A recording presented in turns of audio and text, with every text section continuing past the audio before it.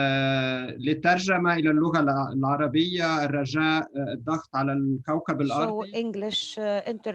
English and Arabic interpretation are available. Just pick the language of your choice. Brussels Conference on Syria. This event is convened by 5 victim and survivor organizations: the Association of Detainees and Missing at the Sednaya Prison, the Caesar's Family Association, the Coalition of the Families of Those Kidnapped by ISIS, Families for Freedom, and the Ta'afi Initiative. The 5 organizations launched a month and a half ago the Truth and Justice Charter. This charter outlines their demands and their vision for a solution to the detainees and the disappeared crisis in Syria. Today, March 24, is the International Day for the Right to Truth on gross human rights violations and the dignity of the victims. On this day, the 5 convening organizations are seeking through this event to reiterate what was outlined in their charter a month and a half ago in terms of truth, justice, and the centrality of victims in any process to resolve the detainees and the disappeared crisis in Syria. And they are convening this meeting on the eve of the Brussels conference to ensure that those who will participate in the conference will keep in mind this crisis, will treat it as a priority. There are many crises in Syria, but this is a particularly serious one because we are talking at least of 100,000 forcibly disappeared. If you add to it those who are arbitrarily detained, but whose relatives know where they are, the number will jump to 200,000 people. And when we say 200,000 detainees and disappeared individuals, you have to multiply this number by the number of relatives for each one of these individuals. So the number nears 1 million. So this is why we are talking today about the crisis and why the Brussels conference has to treat it as a priority. Did look into it in previous. We hope that this year it will turn its support and determination to find solutions into a concrete action. And this is actually why we are gathered today, is really to explore how to turn the support that the victims organization have received from all of you on this panel today and from other states and international institutions into a concrete action. This event is also taking place on the 10th anniversary of the Syrian Revolution, which started in March 2011. And this is why we are also celebrating today the courage, the memory of non-violent freedom fighters like Ayham Ghazul, who lost their lives because they dared to dream about change and freedom in Syria. Ayham was detained and tortured because of his human rights activism. Ayham died under torture because of his peaceful activism. We are also celebrating the courage and perseverance of Ayham's mother, Mariam al-Hala, who is sitting with us today on this panel.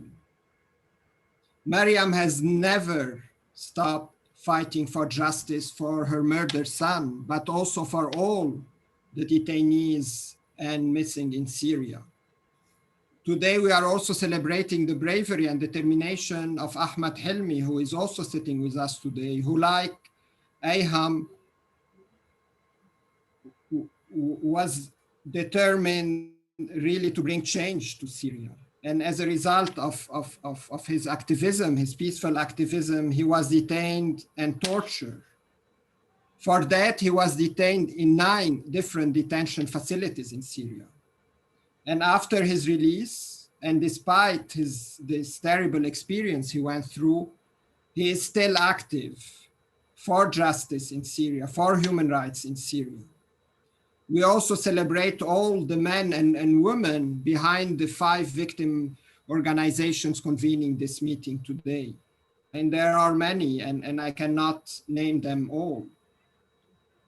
Ladies and gentlemen, I would like to congratulate these 5 convening organizations for getting around the table today such a distinguished panel of states and institutions supporting their cause, including supporting the idea of creating an international mechanism to address the crisis of the detainees and the disappeared in Syria.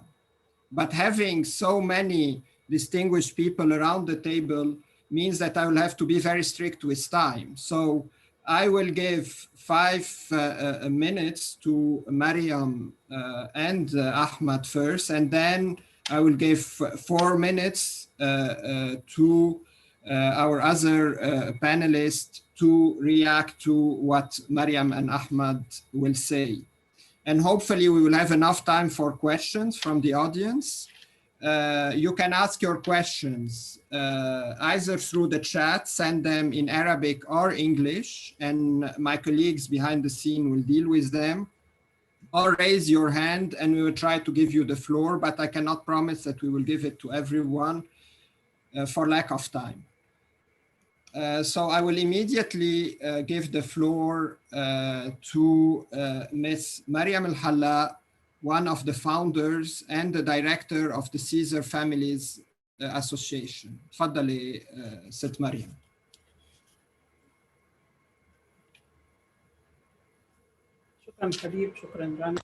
Thank you so much.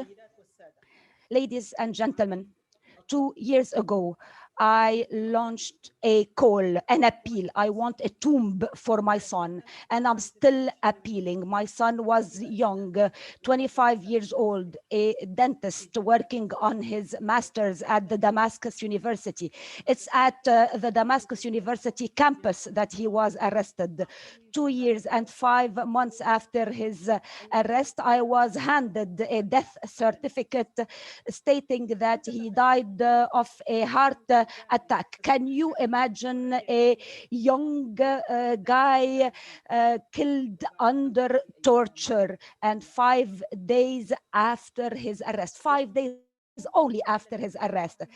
His mother, who went on looking for him, searching for him for 17 months, and after all this suffering, she just was handed a death certificate.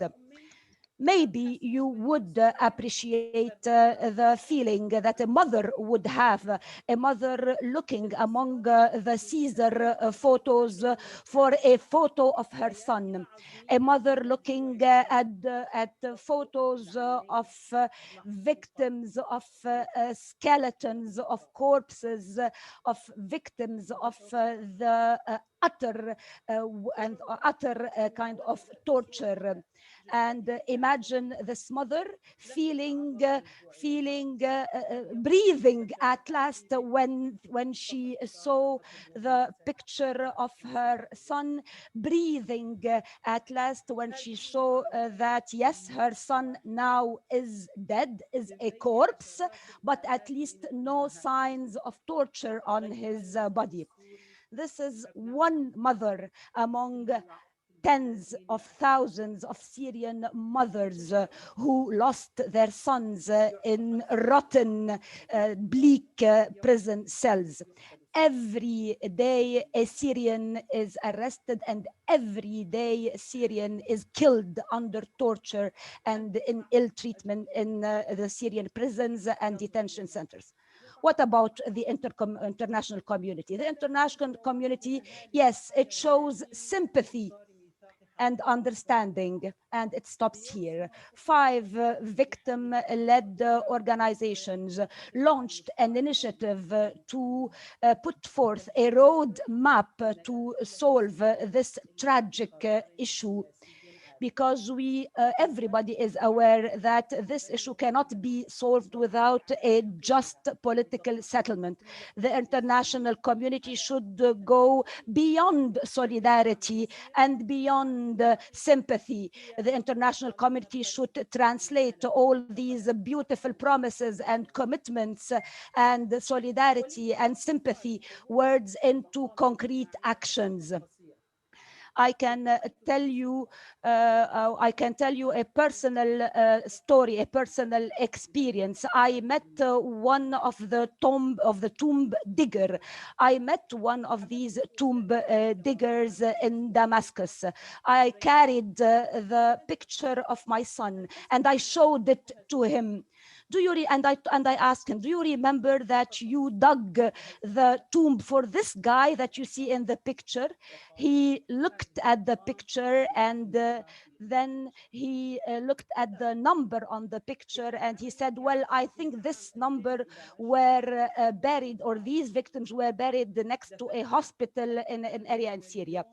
Between 2011 and 2013, we buried more than 1 million victims who were killed in the security forces prisons in Damascus and its surrounding alone. This is what the tomb digger told me. Ladies and gentlemen, this tragedy has to stop, and you can contribute in putting a stop to it. Yes, now there is a resolution by the European Parliament that denounced all the human rights violations perpetrated in Syria by all warring parties. And this resolution described the Syrian situation as an atrocious humanitarian crisis. And our associations, the victim-led associations, welcome this resolution and hopes that in every event, in every conference, the victims are not forgotten. The victims and their families are not forgotten. And we are looking forward to an even greater role by the EU to contribute to a peaceful settlement that will put an end to the tragedy unfolding in Syria. I will conclude by quoting Pope Francis. Pope Francis said, I hope to get a firm, renewed commitment from the international community to reform Syria, to reform the social fabric of Syria, and to relaunch the economic recovery and reconstruction of Syria on fair and solid and equitable foundations. I think we as Syrians also, we have to unite in one voice, saying to the international community, enough is enough. We deserve to live in peace, in dignity, in freedom, in a democratic and peaceful country. Thank you. Thank you so much for this beautiful and moving intervention, as always, Mrs. Mariam. And now I would like to give the floor to Ahmed Helmi, who is the director of Al-Ta'afi initiative. Ta'afi meaning also healing and recovery. Ahmed, you have the floor. Thank you. Thank you, Habib. Thank you, Mama Mariam, as all the Syrians like to call her, Mama Mariam. He's speaking in English. Torture. And Ta'afi also coordinate a network of 120 survivors around the world. I want to start with thanking the panelists for joining us here today. To be honest, your joining the panel is a showcase of the importance and the priority of the issue of enforced disappearance and detention, despite your full schedule around Brussels in this time. And I want to thank you also for the positions that you have made publicly about the Truth and Justice Charter and supporting our vision to achieve justice for Syria. And most importantly, for recognizing the victim's central role in any process. I'm shocked how how how would this happen and to continue to happen in Syria after the World War II in the 20th century. After the World War II and after the Holocaust, which led to the establishment of all the international institutions, the international order, the international human rights law, and the international humanitarian law, and all justice and accountability bodies and mechanisms and institutions which was made to prevent such crimes against humanity from happening again. But yet we are still seeing those crimes happening in Syria. It's frustrating to hear that Mariam had to go through the pain of asking the grave digger to know just a glimpse of where her son were buried. It's frustrating. And out of this frustration, we, the 5 key Syrian victim and survivors organization, the convenience of this event, we made the charter, the Truth and Justice Charter, which is a vision, a common vision to achieve justice for Syria. And we know that justice in Syria can't happen overnight. We know that it takes time. And therefore, we adopted a short-term and a long-term vision for justice, where we want to see a short-term and immediate actions to provide a short-term justice for families, which is revealing the face of the enforced disappeared, stopping the torture, and in the long term, and we know that takes long time, but we are here and we will be there to achieve it. We want to see changes in laws and practices.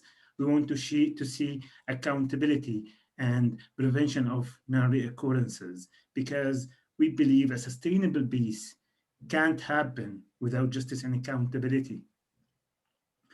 And to be practical and to give solutions, we are proposing, and we have proposed since Brussels 2019, a mechanism to reveal the fate and the whereabouts of the missing, to reveal Mariam's son's whereabouts, to reveal where he was buried, where is his remains, and to give a short-term justice for her and for hundreds of thousands of families. We need to seize the momentum in this critical time where the OHCHR, COI, the Working Group for Enforced Disappearance, France, Estonia, UK, and other institutions and other international institutions have joined our calls for such a mechanism to reveal the fate and the whereabouts of the missing in Syria. Yesterday, I was sitting with a survivor from Ta'afi's network, and he was telling me a story from when he was in prison. And he was saying that there were over 200 detainees in one of the Syrian secret detention facilities, and they didn't have a bathroom inside the cell.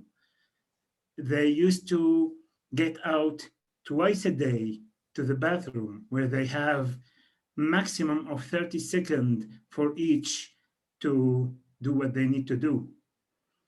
And he said, and what that was shocked me about the story, he said that I was only wishing for them to give us a bathroom. You know, that was his dream. He didn't dream of going out of detention. He didn't dream of surviving enforced disappearance and torture. He was only dreaming to have a bathroom. And this is not the Syria we want our children to grow up in. This is not the future we want to see in Syria. And yesterday, also, Amnesty released a report about torture for Syrian detainees in Lebanon, saying that they have been subjected to torture, copying the same behavior the Syrian authorities have done in the Syrian detention facilities. And that was a clear evidence of the spread of the culture of impunity in the region, where due to the impunity the Syrian authorities have enjoyed for decades for crimes against humanity. And this should be stopped. Accountability should happen to restore the order, to restore the rule of the international law, to end impunity. Now we have evidences more than we had in the Nuremberg trials against the Syrian authorities and against other actors in Syria. It's time to start the process toward accountability. And therefore, we welcome the Netherlands initiative to bring the Syrian authorities and the Syrian regime to hold them accountable for violating the CAT, the torture, the CAT. And we still call for a standalone resolution in the UN Security Council. We know it's time to bypass the Security Council, and therefore we welcome also Canada joining the Netherlands initiative, and we want other states to take such a bold steps. And in the meantime, there should be more support for the efforts toward justice and toward accountability in Syria. And I have the red card from Habib. I will stop here. Thank you. Sorry, Ahmad. Thank you very much for your presentation. And I'm sorry I had to raise the red card because we had so many speakers on this panel. I had to do that, but you did raise very important demands for the international community, for states who support justice, who support a resolution to the crisis of detention and disappearance in Syria. And we have many of the states and international institutions with us today. So my question to them is, what is being done to resolve this crisis? What do you plan to do to address this crisis and respond positively to the demands and requests that Ahmad and Mariam have just summarized for us? And I will start with Madame Catherine Marquis, head of the International Impartial and Independent Mechanism for Syria. the IIIM, and we know that from the very beginning, the IIIM has been determined to contribute to resolve this tragic crisis. So, Katrin, the floor is yours to explain to us what you are doing and what you plan on doing in the future. Thank you, Habib, and thanks to the organizer for inviting the IIIM to this important event. In responding to Mariam and Ahmad, I would like to explain how and why the Charter initiative is so important for an accountability mechanism like the IIIM. At the IIIM, we believe that the victim and survivor-centered approach is vital, not only to fulfilling our mandate objectives, but also to ensure that our collections and our preparatory work is wide-reaching and inclusive. And it's heartening to see that many of our priorities align with those set out in the Charter. This is not by chance, but in part because from day one, our approach has been informed by our regular interaction with not only Syrian civil society actors and organizations representing victims and survivors, but in many cases with members of one of those groups. Underlying all our work is a commitment to better understand their experiences, their concerns and priorities, and to reflect these in our work. The Charter is a significant development in underscoring the importance of including victims, survivors, and the family, not only as voices, but also as active participants in the justice and accountability process. Victim and survivor-led, it not only clearly outlines their wishes and their demands for comprehensive justice, it contributes to our understanding of what that looks like from those who seek justice. The need set out in the Charter for criminal justice to be situated in a broader justice framework with both short-term or urgent and longer-term objective is very consistent with the way we are approaching things at the IIIM. Additionally, the way the Charter describes the IIIM role as a key track of the accountability process is fully compatible with our vision of the IIIM as a justice facilitator. We collect, consolidate, and preserve evidence of international crimes committed in Syria. We develop analytical product and case file to support the prosecution of perpetrators of such crimes, irrespective of their affiliation, now and in the future, before courts respecting international standards. We are committed to holistic and inclusive justice and pay attention to categories of crimes and groups often overlooked or underrepresented in justice and accountability efforts. This includes women, children, and minorities. And the Charter importantly acknowledges the differentiated impact of many violations that occurred in Syria and calls for the full participation and self-representation of survivors, victims, and family members of all genders in the accountability process. The perspective of victims and survivors is critical when it comes to identifying the international crimes representative of their experience and to appropriately situating the international crime we investigate in their relevant context. The Charter does exactly that. While the scope of the IIIM's mandate is broader than the crimes of arbitrary detention and forced disappearances, killing and torture, the Charter confirms the importance of the IIIM decision to prioritize detention-related crimes in the early phase of its work. After Mariam's vibrant illustration of how crucial it is for survivors to know the fate of the missing, I don't need to explain why we integrate in our work the identification and timely sharing of information relevant to the search for the missing, with organizations mandated for such search.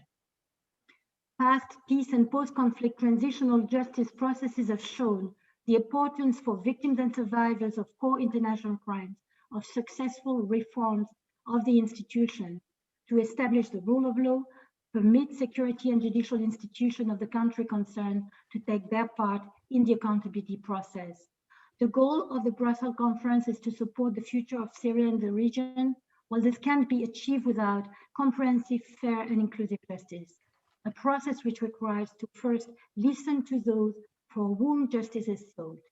I fully endorse the Charter's call for the same and its rejection of revenge. The AAAM is committed to seize every opportunity to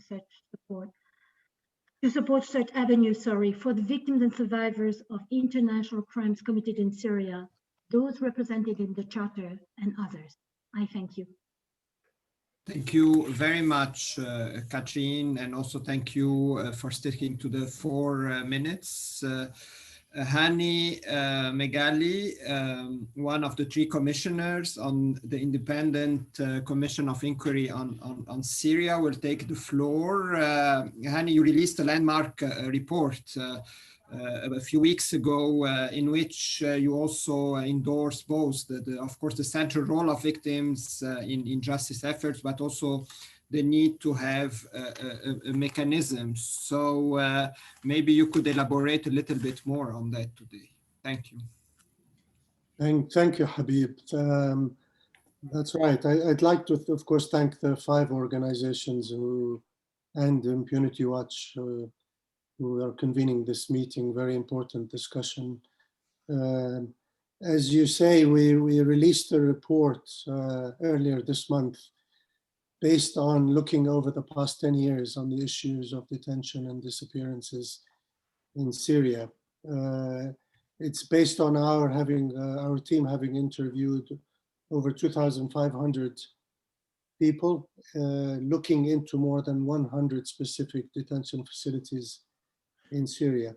As you all know, tens of thousands have been arbitrarily detained, primarily by the government of Syria, but by all parties in the conflict in Syria. They're held in inhumane conditions. Those in detention have been tortured, in some cases, including rape and other forms of sexual violence, including children. We've documented deaths in custody, summary executions, and of course, enforced disappearances. These are crimes against humanity. These are war crimes, and we've documented them over the last 10 years in our reporting. To be detained in Syria, we've always said, is to go missing, because the families often don't know the whereabouts of those in detention. And this applies both to the government of Syria, but to the other parties in the conflict in Syria. We've also documented that they're deliberately prolonging the suffering of hundreds of thousands of family members by deliberately withholding information about the fate or whereabouts of the detainees. These again are war crimes that we've documented. In the report, and I know time is short, so I'm going to be very quick. In the report, we focus on 2 main areas: the detainees and the missing and the disappeared. And on the detainees, we really look to all parties in the conflict to release those in detention, to release those that they're holding, to produce lists with the names of those that they're holding, and to provide immediate and unfettered access to those in detention. Now, we know that these are demands that have been made quite often, and pressure alone has not resulted in most of these parties listening to these requests. But we're also calling on the governments and other parties who are supporting these parties on the conflict to take responsibility for the actions of the parties in the conflict and to step up on this issue, and of course on the international community to do the same.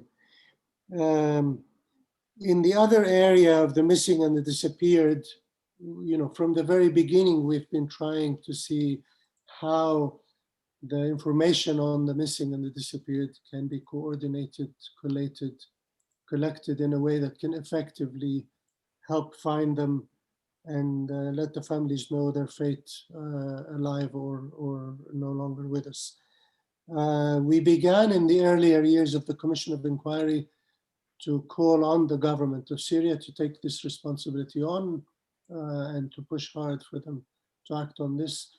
Unfortunately, we haven't seen much progress locally on the ground. Our belief is that often it's more effective to have a mechanism like this operating on the ground, but in Syria, this is proving to be very difficult. So we've supported the calls for an independent, impartial mechanism that could be international or could have an international aspect to it. But we very much say that this has to be with the involvement, if not led by the Syrian families and groups. And this is why we support this huge effort by the Syrian groups that's led to the Charter for Truth and Justice. We very much support much of the information in that charter, and we would like to see concerted international efforts and support to get a mechanism like this up and running. Thank you very much, Habib. Thank you very much, Hani. Without any further delays, I'm going to ask Mr. Bernard Duhem from the UN Working Group on Enforced and Involuntary Disappearance to take the floor. Bernard is a member of the group and its former chair. Bernard, you took a remarkable position last week at the Security Council during a hearing on Syria, in which of course, you express your support to the Charter, the Truth and Justice Charter, but also expressed or recommended the establishment of a mechanism as well. So maybe you could give us a little bit more details about this and what the working group is doing. Thank you very much, Habib. It's an honor to be participating in this extremely important initiative. I congratulate you all for organizing this event, and particularly grateful to Mariam and to Ahmad, as well as to PAX and Impunity Watch for convening this group this morning or this afternoon, depending on where you are. I'm in Montreal right now. The working group, as you know, is the oldest thematic special procedure in the UN human rights system, created in 1980 by the then Human Rights Commission. And it was created thanks to the pressures made by family organizations such as yours. Constant pressures that were made on the UN to respond to these atrocities at the time. Unfortunately, we're still facing enforced disappearances today to all across the country, and we need to continue to ask for justice and accountability. So our working group exists thanks to the victims and the families. We work with them and we work for them. As you know, enforced disappearances is a complex crime combined of the detention of a person against his or her will by state authorities, followed by the denial of information as to the fate and whereabouts of the victims. The victims are not only the detained and captured persons, but also their families who also suffer torture. It's a continuous crime which cannot be subject to amnesties and other forms of mechanisms to avoid accountability. We have a dual mandate. Firstly, we serve as a channel of communication to help families communicate and asking governments for information as to the fate and whereabouts of individuals. This was our primary mandate in 1980. Concerning Syria, we have 509 cases that were submitted to us. Of course, this is only the tip of the iceberg because this is a clandestine crime which is underreported for all sorts of reasons, including fear of reprisals, of course. Of these 509 cases, we have 490 pending, so this attests to the lack of cooperation that we are receiving from the authorities on the issue. Most of these cases relate to the capture of men and boys at their house or at checkpoints. They are often followed by torture and death, and they are done in a widespread and systematic manner. And when the death is communicated to the families, in the great majority of cases, the bodies are not returned to their families. Since 2018, the working group has started to document instances of acts which are tantamount to enforced disappearances committed by non-state actors who exercise effective control or government-like actions over portions of territory. We're doing this in our humanitarian capacity to provide some form of insufficient solution to the protection gap that the families face. This, of course, has no consequence in terms of status recognition under international law. All of our cases are indexed in our annual report. We reiterate requests of information every single year to about every single case that we have. We have roughly 55,000 cases currently. Our other mandate is to assist governments to implement the 1992 Declaration on Enforced Disappearances, which is a General Assembly resolution. In order to help states do that, we issue reports, communications with them, but we also do country visits. This is an important part of our mandate. We have asked the Syrian government to invite us to do a country visit. Since 2011, we have reiterated this request every year, but it has not been answered. Finally, I wanted to say that in addition to this, we have also asked, since 2014, we have asked the Security Council to refer the situation of Syria to the ICC, considering the widespread and systematic nature of the crimes of enforced disappearances being committed in Syria. As Habib was saying, on the 15th of March, we were asked to brief the UN Security Council on the situation of enforced disappearances in Syria. We referred to the importance of the charter, of the initiative of the family, the importance of implicating the families and listening to the families and respecting the families in all the processes that need to be adopted now. And we pushed very strongly for the adoption of a mechanism to establish the fate and whereabouts of the victims. This is something that, of course, will need to be refined and so forth, but the working group has already taken part in similar initiatives in our recent history, and we stand ready to come and assist in any capacity we can. So we will be there with you and for you. Thanks again for this invitation, and I will continue to participate with you in this endeavor. Thank you. Thank you very much, Bernard. And I'm going to move now to Ms. Anne Massaghi. Anne is the Deputy Representative for... I think that there is a problem. Could you all mute, please? Yes. So I was saying that we will give the floor now to Anne Massaghi. Anne is the Deputy Representative for Syria at the Office of the High Commissioner for Human Rights. And maybe, Anne, you could tell us more about this important statement that Ms. Michelle Bachelet issued a couple of weeks ago, and that talks about the crisis of the detainees and missing in Syria. Anne, the floor is yours. Thank you very much, Habib, and thanks as well to the organizers for inviting OHCHR Syria to take part in this important discussion, with particular thanks to the 5 Syrian partners who are represented today. The issue of detainees, abductees, and missing persons in Syria has been raised in a number of UN human rights forums over the years. And we expect with the forthcoming Universal Periodic Review, it will continue to be so. For us at OHCHR Syria, it's certainly one of the most important elements of our work, cutting across all of our programmatic areas. This includes monitoring and reporting to document the patterns of arbitrary detention and enforced disappearances in Syria, in known and secret detention centers, and to keep the topic on the radar, regularly raising the issue in reports presented to the UN Security Council.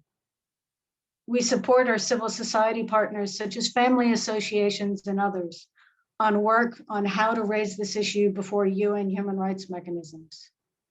We keep this as a priority in our work around rule of law and transitional justice, focusing on truth, reparation, and accountability, grounded in a victim-centric and gendered approach. And of course, we support OHCHR advocacy by the High Commissioner and other senior officials. In short, this work has been and will remain a bedrock of our programming. We'd like to reiterate that call that you referenced, Habib, the High Commissioner's call in her Syria at 10 statement for an independent mechanism with an international mandate to clarify the fate and whereabouts of missing persons, identify human remains, and provide support to the families. But our Syrian partners remind us this is an issue that far predates the outbreak of violence in 2011. And with this in mind, we add our voice to those of the families, as well as our international colleagues, in the urgent need for action to address this continuous violation that has impacted people across Syria for far too long. We're very glad to see the strong interest by the European Union, member states, and others in the proposal for such a mechanism, taking into account, as people have remarked, the specific Syrian context and the needs of people in and from Syria. We'd encourage those who are looking to operationalize this call to consider what lessons can be learned from other experiences that can inform how this could be undertaken. The Syrian context is unique by the magnitude and scale of this phenomenon, of course. Look, the number of those arbitrarily detained and forcibly disappeared is massive. The lines of control have shifted repeatedly over the decade, and the scale of displacement has been immense. It's going to be up to Syrians, of course, to determine what the right framework, mandate, and elements will be. And here we really want to recognize the critical work of the families in crafting the Truth and Justice Charter that helps to map out their priorities and needs and to claim their rights. We echo their call for a victim-centric approach, which takes into consideration the gendered impact of these violations and envisions a gendered transformative outcome. This body is, of course, going to require strong international support, and it will have to work with and complement existing entities working on Syria. There's much work that will be needed to address the grave legacy of violations of the past, and equally importantly, to bring the practice of arbitrary detention and enforced disappearance to an end from now. OHCHR Syria stands ready to support our Syrian and international partners to keep the momentum on this issue. We will use the tools at our disposal to help Syrians in their pursuit of truth, reparations, and accountability for those detained and disappeared in Syria. Thank you. Thank you very much, Anne, for your statement. Normally, we should have given the floor to Christian Rivier from the ICRC, but I see that he is no longer with us, which is not surprising because he's joining from Beirut, which is where I'm also joining from, as well as Anne. But so I will ask my colleagues to try to get in touch with him, and we will move immediately to give the floor to the states who are with us today, and I will go by alphabetical order. We have with us from Canada, Mr. Gregory Galligan, who is the Executive Director for Syria. Mr. Galligan, as Ahmad said, you are now seeking to hold Syria accountable for its violations of the Convention Against Torture. You are also engaged in a number of other initiatives for justice and accountability in Syria. So maybe you could tell us more about your work and also what are your recommendations and what are your plans to deal with the crisis of the detainees and missing in Syria. The floor is yours.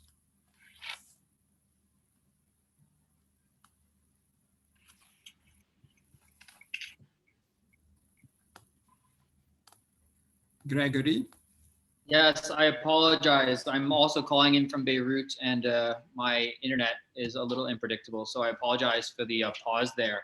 I want to first thank everyone for the opportunity to participate in the discussion today, and the 5 Syrian organizations who have presented and given some very personal accounts of the experience of forced disappearance and what that means.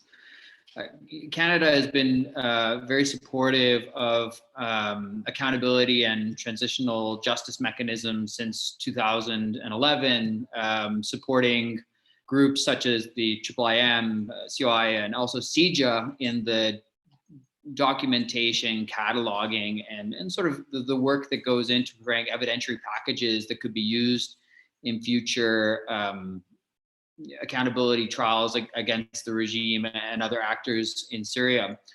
This month, as it's been noted, Minister Garneau announced that Canada would be joining the Dutch initiative to enter into formal negotiations under the United Nations Convention Against Torture to hold Syria accountable for countless human rights violations that are has been well noted, the most documented in history, much more than we had against the Nazis.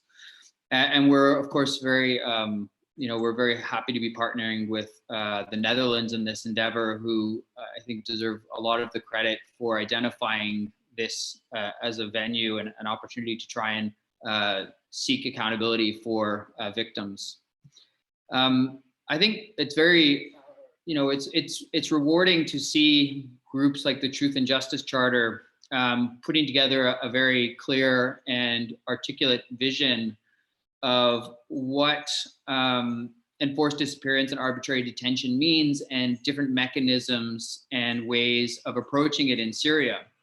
For those who haven't read the document, I'd encourage them to do so. It provides a sort of very, I think common sense approaches to looking at the short-term, mid-term, and long-term challenges and ways of addressing this very painful issue. And I think, it's very moving to listen to accounts like Miriam's and the experience of losing her son. And I think it's important to reflect on those individual stories and the pain, and then to remember that, as Miriam noted, that there are tens of thousands of mothers in that situation.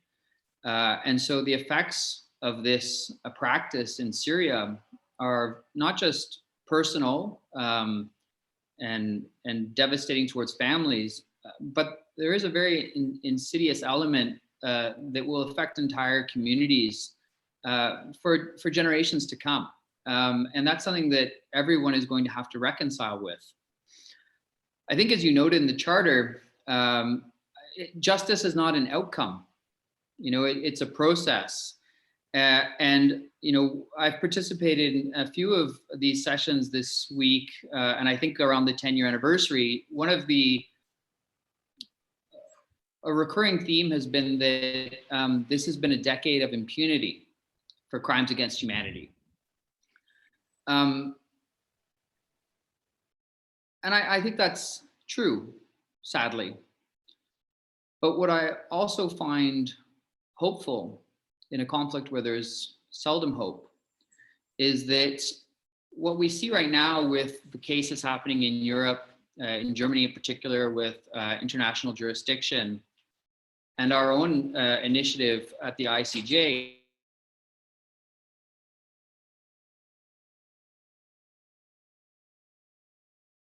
I think we lost Gregory. Gregory.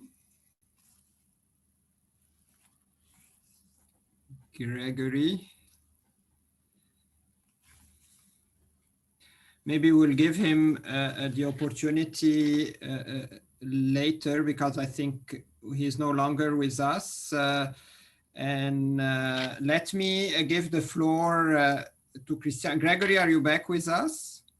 Yeah, if you want to wrap up, we can't hear you. We can see you, but we can't hear you. We cannot hear you. Gregory, we don't hear you. We don't hear you. Evidentiary packages will be shared. Expertise will be shared. I expect that the initiative that is ongoing that we have with the Netherlands will not be the last, but will hopefully lead to new ideas and thinking about new approaches that can also be used to hold the regime accountable. And even though the process is difficult and the outcomes may take some time, I think this is an important time to send the signal to the regime and other actors who have systematically abused human rights in some of the most outrageous ways of, ever, that there will be no, we will not stop. Accountability is something that we will hold them to. And this is the beginning of this process and not an end.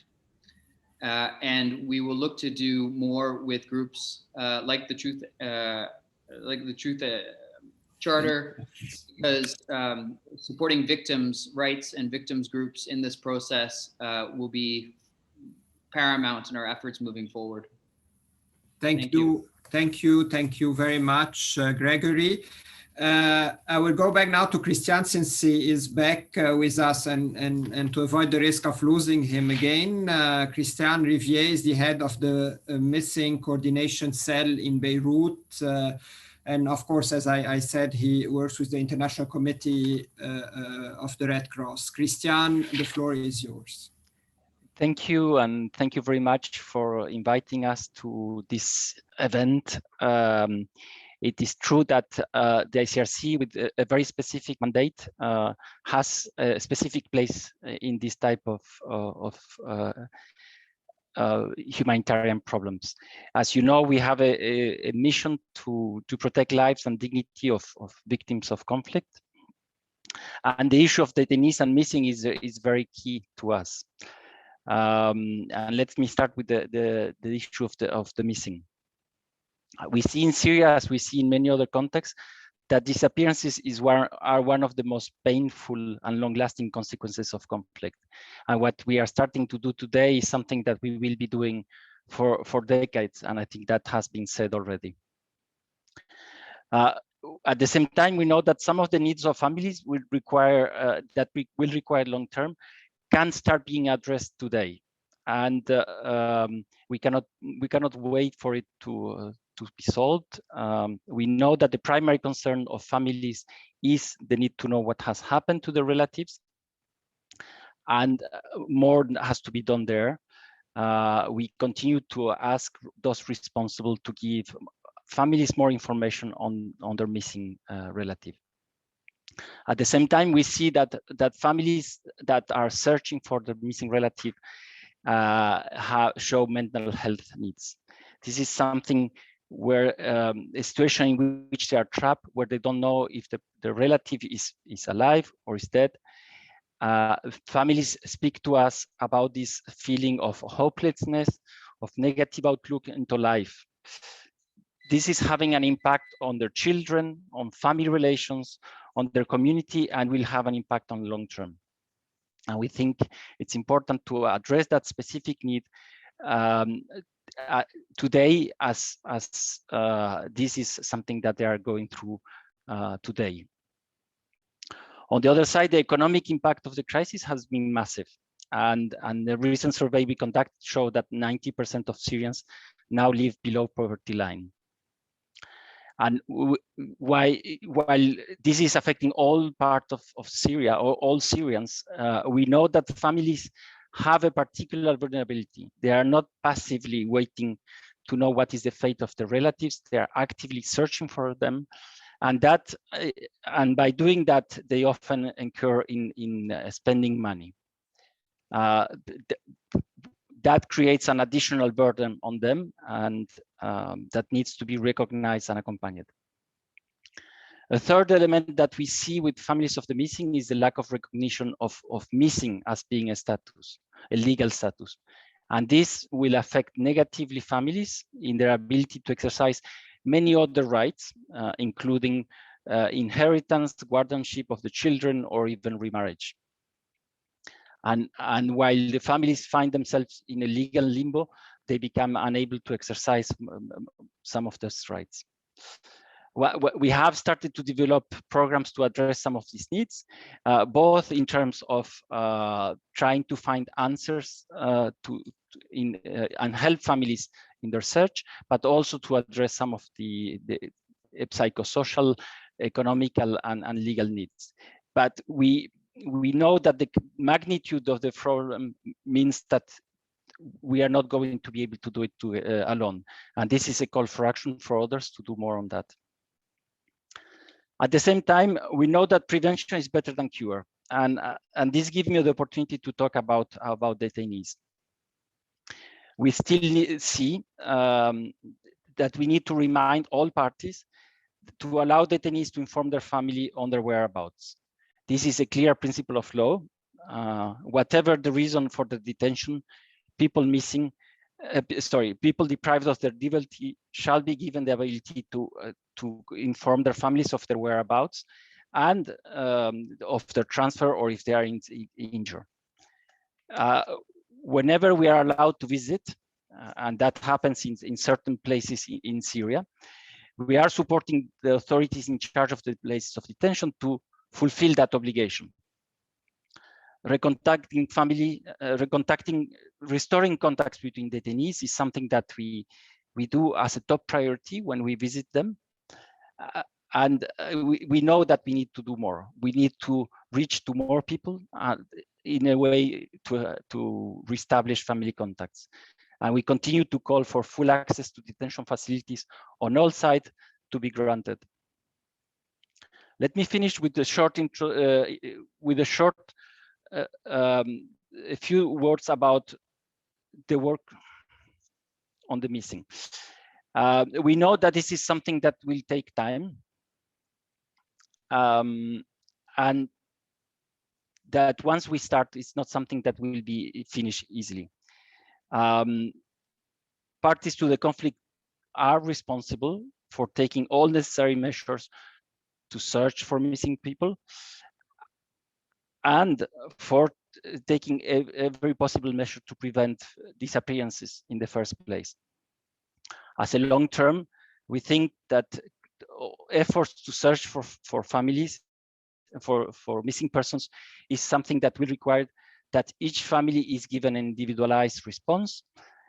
And we are ready to provide support to any initiative that is tasked with giving answers to families, as long as they are in line with our strictly humanitarian mandate. And I wish to stop here. Thank you. Thank you very much, Christian. Let me now give the floor to Ms. Marika Virda. Marika is the Senior Policy Advisor on the Rule of Law at the Ministry of Foreign Affairs of the Netherlands. Of course, the Netherlands has been supporting justice, as we have seen throughout the different interventions at different levels.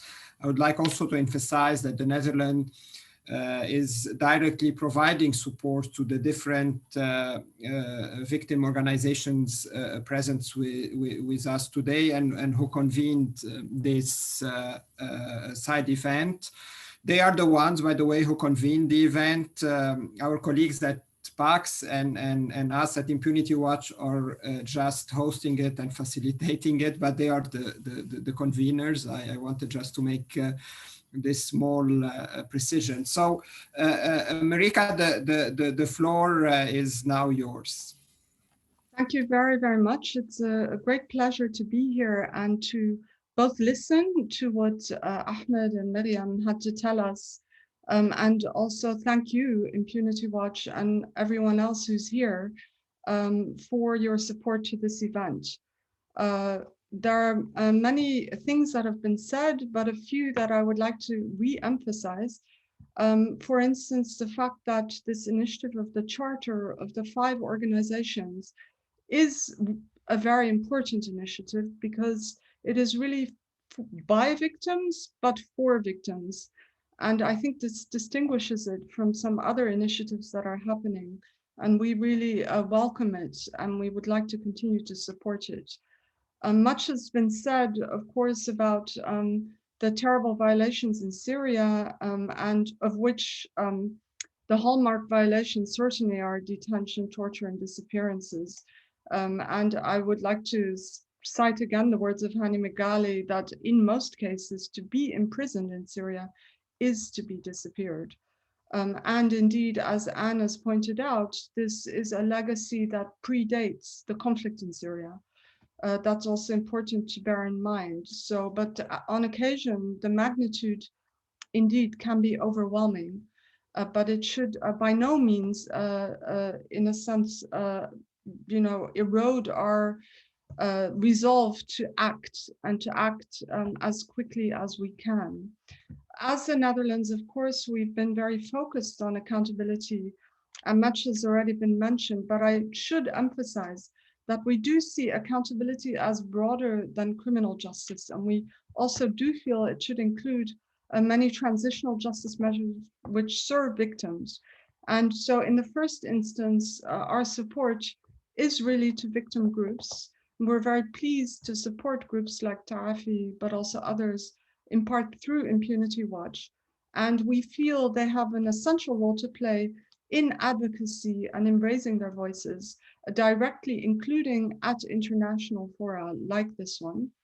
It's best if they speak for themselves, but they're also working on many important aspects. And one that is extremely important also for the Netherlands is mental health and psychosocial support for victims and survivors. But another important aspect, of course, is the documentation and the evidence gathering.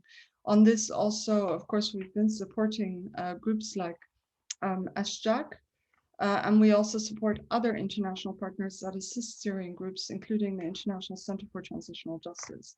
But our support, of course, also extends to the very, very important work of both the Commission of Inquiry and the IIIM.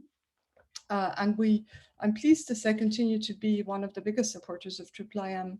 And one aspect that I think is very important is our facilitation with Switzerland of the joint interaction between Syrian NGOs and the IIIM at the so-called Lausanne process.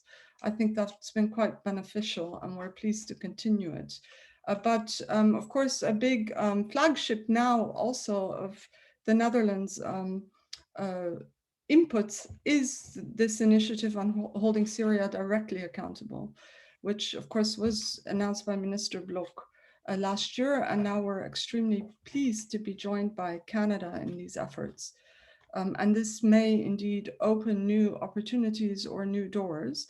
But having said all that, and perhaps let me finish with this, the road to justice will be long. And we have that very much in mind. It's really a long-term struggle. But this means that we have to be as creative as possible in exploring short-term solutions for victims and survivors, because their suffering is continuous. And we have, I think, an obligation to do whatever is in our power to do to help alleviate that suffering.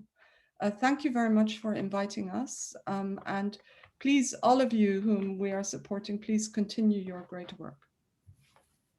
Thank you very much, Marika, for your presentation and your support also to the convening organizations. And now I'm moving to Mr. Yashar Nafisi Azar.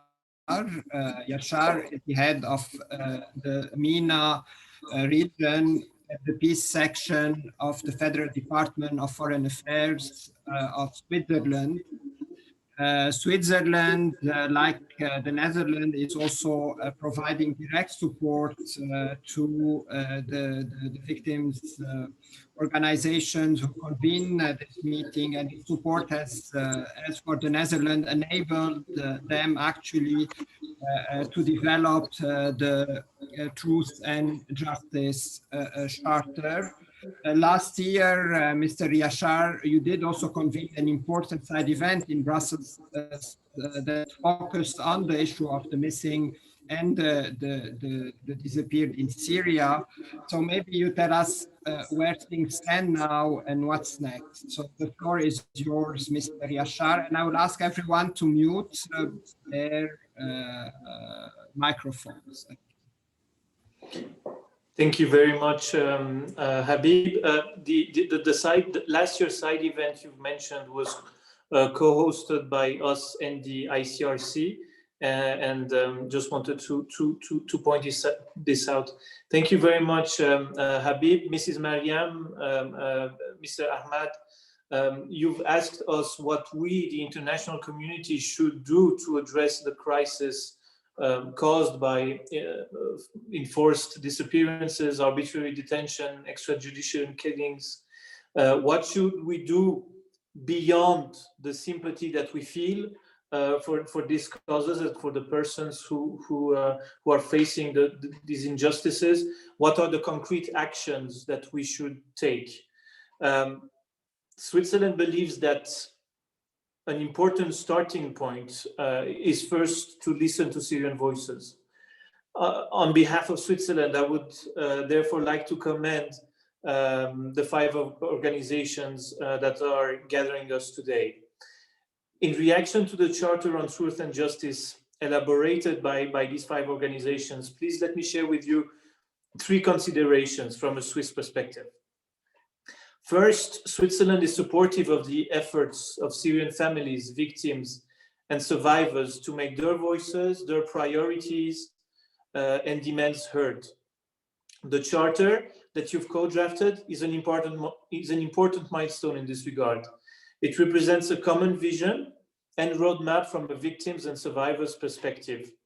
The overall approach of international actors should put their needs and priorities at the center stage.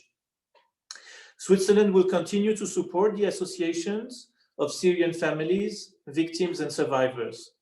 We will continue to provide them with resources so that they advocate effectively and independently for their own priorities vis-à-vis parties to the conflict and international actors. This is not an empty promise. This goal is now enshrined in my government's strategy for the MENA region for the 4 years to come. Secondly, it is key that we as the international community create links between the Syrian victims and survivors organizations and the international processes so that their voices and priorities can be heard at the political level.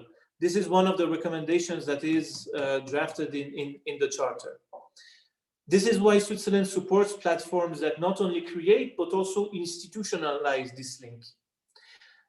In Geneva, we do so in relation to the UN peace process, where we have supported the creation of the Civil Society Support Room. Through the CSSR, Syrian NGOs and individuals have been able to raise their priorities and viewpoints to the UN Special Envoy, UN agencies, and the diplomatic community.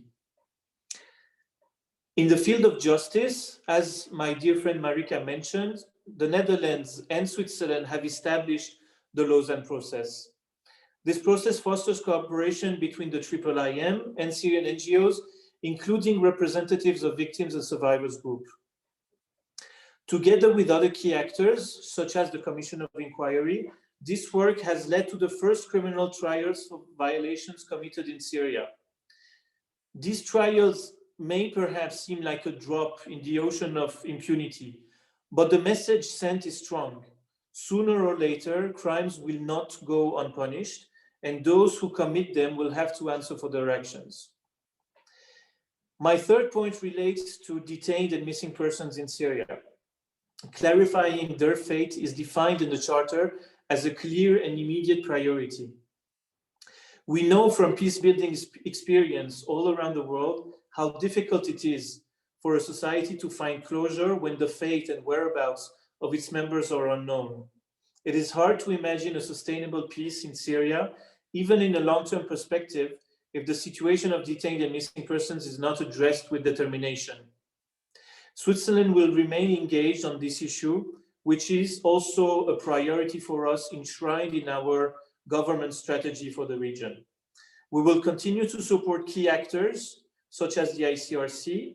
We will continue to raise the issue higher in the political agenda, as we have done it in last year's event at the Brussels conference, as Habib mentioned. In closing, let me reassure you that Switzerland will not spare any effort to set Syria back on a path towards peace and justice, and we will continue to closely exchange and consult with you, the associations present here today, on all aspects related to this ever more important goal. Thank you very much. Thank you very much, Yashar, for your remarks and also for your continuing support to find solutions to the issue or to the crisis, as I've been saying from the beginning of the detainees and the disappeared in Syria. We will open the floor. We have about 13 minutes left. I'm sorry, because we are running a bit behind schedule. We have a question from Mr. Youssef Wehbe. We will give him the floor immediately. We will take a few questions and then give the panelists the opportunity to respond. Again, if you want to ask a question, either raise your hand or send a message via the chat. Youssef, tfaddal. Thank you, Habib. Thank you for organizing this exceptional event. I have two very quick questions. The first one is for the respectful states representatives. The Human Rights Council just adopted a new resolution on Syria. It includes a unique development that it stresses the central role of victims and families in the accountability and justice processes. And it also highlighted the Truth and Justice Charter, although indirectly, by welcoming the victims and families initiatives. Why do you think states members maybe didn't want or still hesitant to stress the same central role of victims and families in the political process, which was highlighted in paragraph 36? The second question is for Mr. Bernard, if I'm not mistaken with the name, from the working group. Considering the humanitarian aspect of your mandate and that you've recently been addressing the disappeared issue in the context of de facto non-state actors, what is your advice for the families of kidnapped persons by ISIS, keeping in mind the legal and contextual complications of this issue?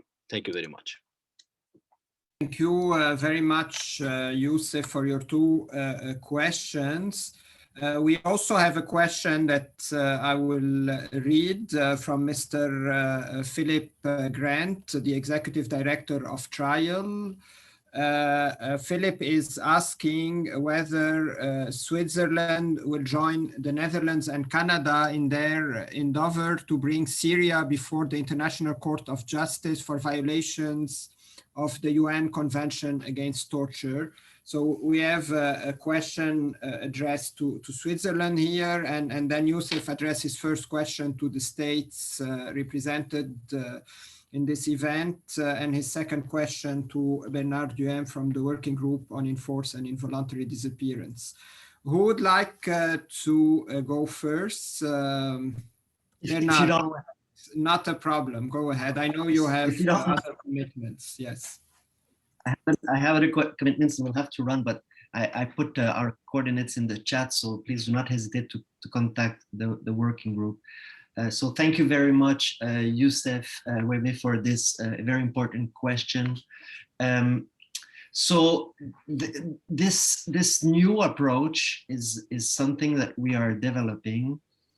We have been at the working group discussing and consulting families and experts for 2 years prior to our annual report. So we adopted the annual report in 2018, announcing this new approach. So we had been addressing this since 2016. It's a very complex issue. I would say so we have a series of concerns. Of course, the main idea is to try to help the families obtain some form of information, no matter who holds this information, because we want to help them find their loved ones or their bodies. And I mean, that's our first goal, help them get the information. And we will do whatever is in our reach to get that information. Of course, this raises tremendous challenges. Who would we contact? To whom should we send letters and so forth? depending on the actor concerned. And that's of course the main challenge. And we have to use a series of creative approaches, sometimes working with governments in borders or working with institutions that might be able to pass a message. Of course, we have no direct contact with ISIS, as you can imagine. But it's not just ISIS. Of course, there's a series, a constellation of actors, and we're trying to find ways to pass on these requests of information. Now, we've been talking about accountability, and of course, this is not the central part of our mandate, as we're mainly concerned with the humanitarian aspects of the search for the disappeared. But one reason behind our approach, I think, this is Bernard Duhem speaking, not the working group, but is that, since disappearances is a continuous crime, the fact that there's a record somewhere at the UN stating that this or that government or entity knew of the existence of a disappearance at that time is extremely important for accountability reasons. In particular, if state agents, non-state agents change their allegiance down the road and become state agents, because at that moment, we are able to ask the state to follow up with these individuals or groups to obtain this information. And so the continuous nature of the crime has all sorts of implications in terms of our humanitarian mandate, but also in terms of justice and accountability. So, we will see how this will develop. Of course, you understand this is a complex transformation in the way that we work, and we are very cautious not to send the wrong signals. And saying that we're very cautious, saying that we are not recognizing the status of any non-state actors in this respect, and so forth. And we are acting solely in our humanitarian mandate. Thank you again, Youssef. Thanks to all the organizers. I truly apologize that I have to run. I have other obligations, but please count on the working group and do not hesitate to send cases to the working group. Whatever we can do to help, we will do it. Thank you very much. Thank you very much, Bernard. I think Hani would like to comment, and Ahmad also had like to make a comment. And then we can go to Yashar about the question from Trial International regarding the Dutch and now Canadian initiative. Hani, go ahead. I'll cede my time to Ahmed, more important. Thank you. It's okay, go ahead, and I will give the time to Ahmed. We will find time for everyone. Go ahead. Okay, I really just wanted, both to thank everyone, but also to add to Marika's comments about the justice for Syrians is beyond criminal justice and bringing people to court. That's an important part. But I'm glad to see the international community more and more are getting involved in other aspects of justice for Syrians, including the truth about the missing, including the people in detention, including the rights of the displaced to return to their homes, including issues like ensuring people have the right documents, civil documents, to be able to access services and humanitarian aid, etc. The Syrians have suffered a lot, and they've looked to the international community for help. We've failed them, I think, quite miserably, to be honest. But the least we can do is look at justice in a more encompassing way. And I'm glad to see that that's been happening. Thank you. Thank you, Hani. Ahmad, you have 30 seconds. I'm sorry. Okay, quickly, I just want to say that I'm really glad and happy to see all those international institutions and state representatives supporting the efforts of justice and accountability. But one way of translating this support is I don't know how actually, but one comment on Youssef's question. that we have been involved in the informal consultation for the human rights resolution that Yusuf mentioned. And to be honest, we felt like we weren't very pleased that not all of or most of our suggestion and comments on victim participation in that resolution was not supported. Even that Uruguay, Panama, Switzerland, and USA supported our suggestions, but I felt frustrated that other EU countries who share the values of human rights didn't support those demands. And this is one of ways to translate support into actions. Thank you very much, Ahmad. Would anyone like to address Ahmad's question and Yusuf's question, as a matter of fact, since they are connected, about what happened at the Human Rights Council regarding the resolution that was adopted today, that this stress that victims have a central role in justice processes.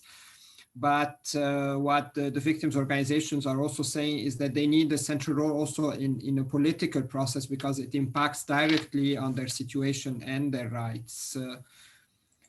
We could, if no one would like to react, we could also keep it as a general comment and recommendation that you could take to your own governments. I don't know if we have other questions or anyone would like to add anything or any final comments, or would like to intervene or react now. You can just wave your hand so that I know. Okay. So I think then we can wrap up this event. Thank you very much for all of you, really for being with us today in this essential event. Of course, I would like really on behalf of the 5 convening organizations to thank all the international institutions and states who joined this event, who are showing support for the Charter and for a serious and genuine and real resolution to the problem, or to the crisis of the detainees and the missing and disappeared in Syria. I very much hope that you will take this message to the Brussels conference, that you would convey really to since most of you will be present at the conference next week, to convey what is in the Charter, what was discussed today, and the need really to take very quick and concrete action to address the crisis we have been talking about during this event. I will like at the end, of course, to thank our interpreter, whom we can't see, but you could all hear, Miss Rania Abu Zaid, for always being present with us in this kind of events. Of course, I would like to thank all of those who participated in the organization of this event. So hopefully when we meet again next year for the Brussels 6 conference, we would be talking about progress and not anymore about demands that need to be translated into concrete measures. So thank you very much to all of you. Thank you. Thank you very much.